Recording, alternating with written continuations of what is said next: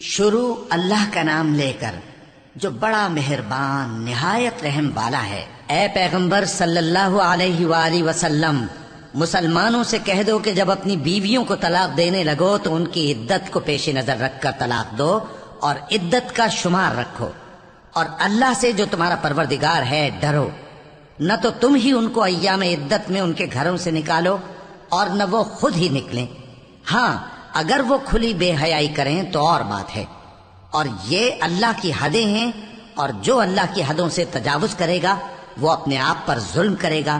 اے طلاق دینے والے، تجھے کیا معلوم شاید اللہ اس کے بعد رجعت کی کوئی سبیل پیدا کر دے۔ پھر جب وہ اپنی میعاد یعنی عدت ختم ہونے کے قریب پہنچ جائیں تو یا تو ان کو اچھی طرح سے زوجیت میں رہنے دو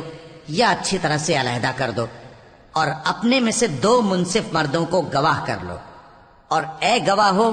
اللہ کے لیے درست گواہی دینا۔ ان باتوں سے اس شخص کو نصیحت کی جاتی ہے جو اللہ پر اور روز آخرت پر ایمان رکھتا ہے، اور جو کوئی اللہ سے ڈرے گا وہ اس کے لیے رنج و غم سے نجات کی صورت پیدا کر دے گا، اور اس کو ایسی جگہ سے رزق دے گا جہاں سے اس کو وہم و گمان بھی نہ ہو، اور جو اللہ پر بھروسہ رکھے گا تو وہ اس کے لیے کافی ہوگا۔ اللہ اپنے کام کو جو وہ کرنا چاہتا ہے پورا کر دیتا ہے۔ اللہ نے ہر چیز کا اندازہ مقرر کر رکھا ہے۔ اور تمہاری طلاق والی بیویاں جو حیض سے نا امید ہو چکی ہوں، اگر تم کو ان کی عدت کے بارے میں شبہ ہو تو ان کی عدت 3 مہینے ہے، اور جن کو ابھی حیض نہیں آنے لگا ان کی عدت بھی یہی ہے۔ اور حمل والی عورتوں کی عدت وضع حمل یعنی بچہ جننے تک ہے، اور جو اللہ سے ڈرے گا اللہ اس کے کام میں سہولت پیدا کر دے گا۔ یہ اللہ کا حکم ہے جو اس نے تم پر نازل کیا ہے، اور جو اللہ سے ڈرے گا وہ اس سے اس کے گناہ دور کر دے گا اور اسے اجر عظیم بخشے گا۔ طلاق والی عورتوں کو ایام عدت میں اپنی حیثیت کے مطابق وہیں رکھو جہاں خود رہتے ہو، اور ان کو تنگ کرنے کے لیے تکلیف نہ دو، اور اگر وہ حمل سے ہوں تو بچہ پیدا ہونے تک ان کا خرچ دیتے رہو۔ پھر اگر وہ بچے کو تمہارے کہنے سے دودھ پلائیں تو ان کو ان کی اجرت دے دو، اور بچے کے بارے میں پسندیدہ طریق سے موافقت رکھو،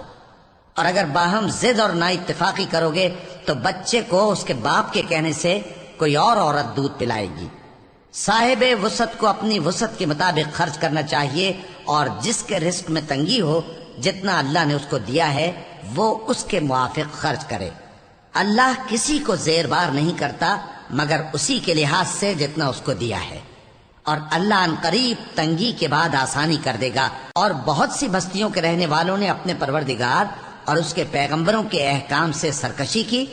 تو ہم نے ان کو سخت حساب میں پکڑ لیا، اور ان پر ایسا عذاب نازل کیا جو نہ دیکھا تھا نہ سنا، سو انہوں نے اپنے کاموں کی سزا کا مزہ چکھ لیا،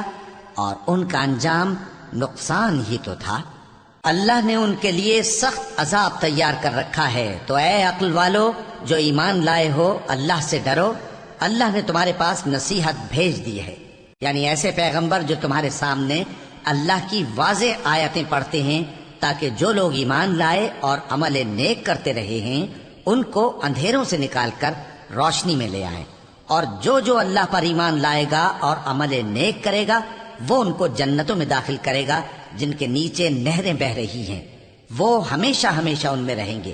اللہ نے ان کے لیے کیا خوب رزق رکھا ہے۔ اللہ ہی تو ہے جس نے 7 آسمان پیدا کیے اور ویسی ہی زمینیں بھی، ان میں اللہ کا حکم اترتا رہتا ہے تاکہ تم لوگ جان لو کہ اللہ ہر چیز پر قادر ہے، اور یہ کہ اللہ اپنے علم سے ہر چیز کا احاطہ کیے ہوئے